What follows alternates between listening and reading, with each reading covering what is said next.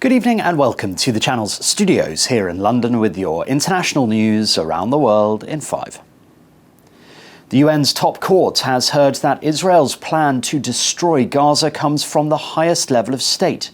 South Africa has recognized the ongoing Nakba of the Palestinian people through Israel's colonization since 1948. The claims were made by South African lawyers as it presented its case accusing Israel of genocide at the International Court of Justice. South Africa also called on the court to order Israel to cease military operations in Gaza. Israel, which will present its defense on Friday, has vehemently rejected the accusations as baseless.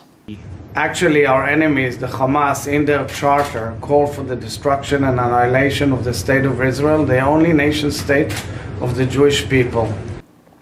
Republican presidential candidates Ron DeSantis and Nikki Haley squared off in a tense debate, trading barbs just days before the Iowa caucuses. This is the UN way of thinking, that we're somehow globalists and we have unlimited resources to do. Donald Trump, the front-runner in the race for the party's 2024 nomination, once again chose not to attend and held a Fox News town hall event at the same time. When you look at Donald Trump, I have said, I think he was the right president at the right time. I agree with a lot of his policies, but his way is not my way. Iowa is the first in the state-by-state contest to decide who in the Republican Party will contest the general election, probably against Democratic President Joe Biden in November. Mr. DeSantis and Ms. Haley, a long way behind Mr. Trump in the Iowa polls, are hoping a strong second-place finish in the state on Monday will breathe new life into their campaigns.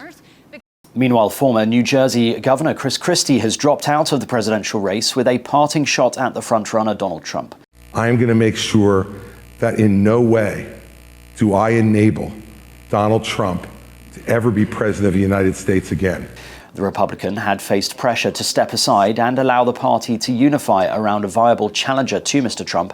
He did not endorse anyone as he bowed out of the race. The Ecuadorian president, Daniel Noboa, has challenged armed gangs to take on the military rather than civilians, as soldiers were deployed to combat the criminal groups. Acabo de firmar el decreto de estado de excepción para que las Fuerzas Armadas tengan todo el respaldo político y legal en su accionar. Mr. Noboa declared a state of emergency on Monday after a wave of gang violence swept through the Andean country.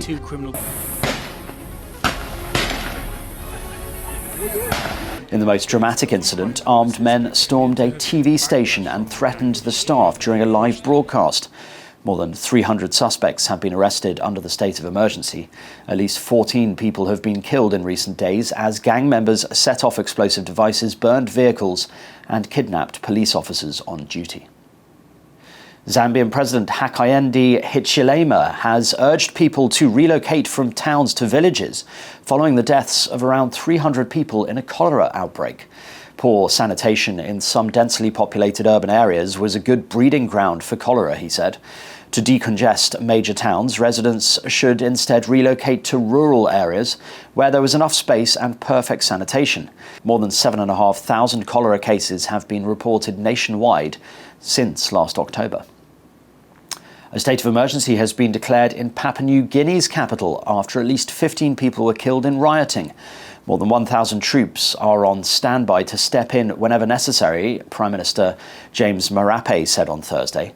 Shops and cars were torched and supermarkets looted after police went on strike on Wednesday over a pay cut that the authorities say was a mistake. The unrest follows wider tensions in the Pacific Island nation over rising costs and high unemployment.